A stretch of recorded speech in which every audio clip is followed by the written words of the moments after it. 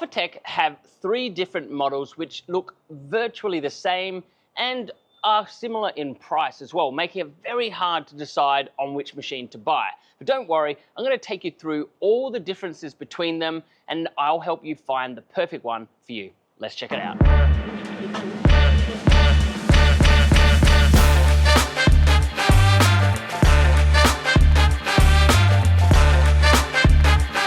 I took 2 of my customers to my friends at Jet Black Espresso to play on these 3 machines. And so I want to give a shout out to Jet Black for setting up the machines and letting us come in and play on them.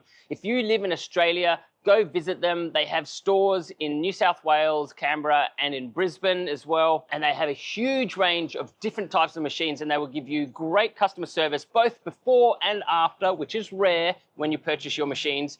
And if you live international, they will also send you machines over there as well. So reach out to them, say I said hi, and they'll look after you. But this isn't sponsored by them, but I'm just giving a shout out because they let me play on their machines. And if you live in Brisbane and you're looking to buy your next machine, reach out to me because I'd love to come and play with the machines with you and film some content for YouTube, make more of these fantastic videos. But let's get into the coffee machines. So the 3 machines have many things in common. They're all E61 group heads, which is that sort of upside down trumpet looking machine. And that's a very reliable technology. It's been around for 80 plus years and is still used today because it's such a fantastic way of building coffee machines. There are some downsides to that, which I'll go into in a bit, but mostly these are upsides. They all have pressure gauges on the front so you can see the pressure and make sure that you maintain the pressure. They also have steam ones and hot water pipes as well. So if you're making your long blacks or your Americanos, you can always add your hot water straight from the tap there and you don't have to use the steam wand to deliver your water. And they all have something which is called mechanical pre-infusion.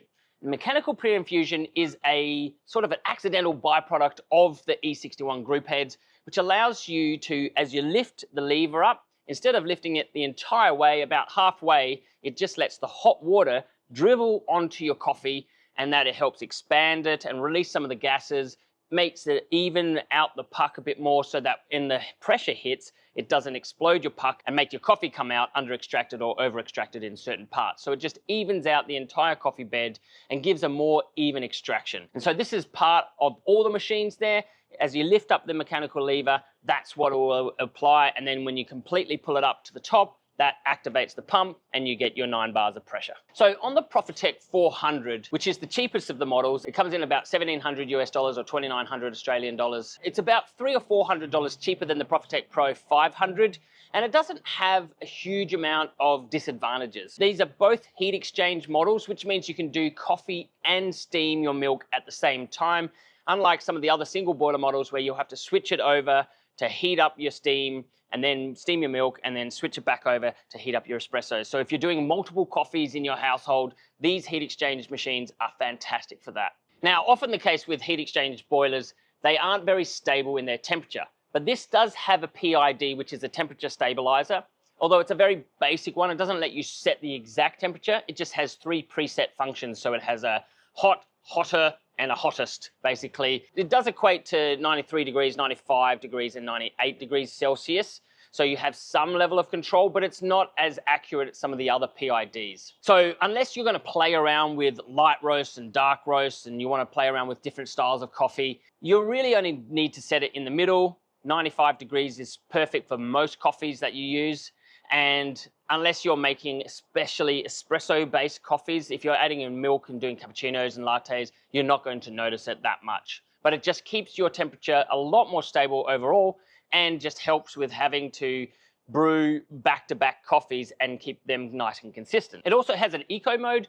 And the eco mode is really good if you just are making 1 coffee or 2 coffees when you first wake up and then you want to wait a couple of hours and make another one, or maybe it's only an hour, because the machines can take a long time to warm up. You don't want it to cool down completely. So going into eco mode after 30 minutes will just reduce the boilers down so they're not completely off, but they're at a more stable room temperature around 35 or 40 degrees. And so it's much quicker to warm back up when you want to make your second batch of coffees. And as an added bonus on this machine, you actually get some color discs. So you add a bit of flair and color to your machine instead of it just being completely chrome.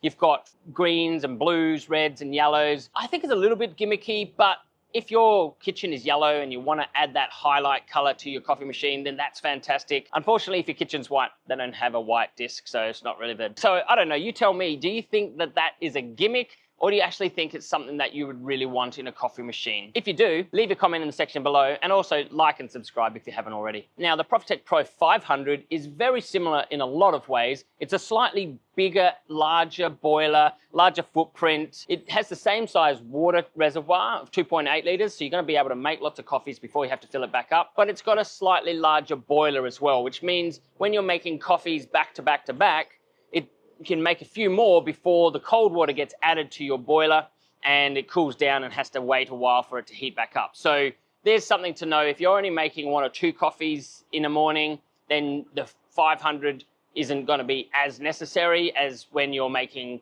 4 or 5 cups in back-to-back succession. Then you'll definitely want a bigger boiler. This machine actually has no burn steam wands and the tap, which makes it nice. Grab the steam wand and steam your milk without having to worry about burning your hands. However, something to be aware of, all the heat exchange machines with this E61 group head, they're incredibly hot group head, and you will burn yourself if you touch that. I don't know why there's no burn steam wands is so important when you've got a huge thing that's going to risk of burning yourself right in front of you there. Still, it's nice to be able to grab and move around the steam wand and not get yourself burnt as well. I think the biggest difference is the addition of the LED screen, which allows you to set that temperature stabilizer to the exact degree of Fahrenheit or Celsius, whatever you prefer. So whilst the 400 only lets you have preset 3, this one allows you to do an entire range of different things, which allows you to just hone in a little bit more on finding that God shot. The other big differentiator is the fact that you have the actuator steam wands, or the quick steam levers. So unlike the 400, which only allows you to have the rotary knobs, this one, the 500, lets you have the option of the rotary knobs if you prefer, or the quick lever steamers. So they actually let you go from 0 to full steam in a flick of an actuator, or you can slowly ramp up. But I think the biggest benefit for me, and I think you should always choose the actuators over the rotary knobs, the biggest thing for me is that over time, people tend to over tighten the rotary knobs, and that spring will wear down. You'll have to replace that. You will get steam leaking over time. So for me, always choose actuators if your supplier has that option. Now, both the 400 and the 500, because they're both heat exchange models, they do take a little bit longer to warm up. In fact, you probably want to wait 45 minutes at the very sort of least to make sure that all the components are at the perfect temperature. If you only wait 20 minutes, the boiler will be ready, but as soon as you make your first espresso, that temperature is going to drop down because the other components aren't hot enough.